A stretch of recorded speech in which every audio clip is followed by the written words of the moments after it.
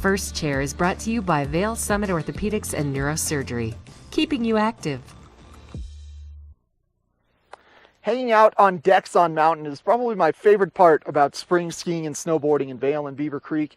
And I kind of cruised my way over to a deck here at Beaver Creek, this one just below Spruce Saddle. You head down Latigo, and it's just on the right side of the run before you get to Rose Bowl, and it gives you such incredible views of the Gore Range just right behind me there. Really amazing stuff. A lot of Vail's decks tend to be more blue sky basin facing or sundown bowl facing like Windows deck.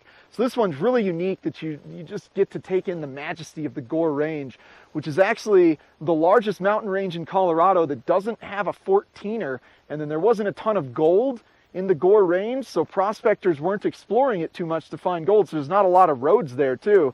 So it's one of the most unexplored mountain ranges in Colorado. Really thick and rugged mountains, especially considering that there isn't a 14er, a really high elevation one. The highest peak is 13,060.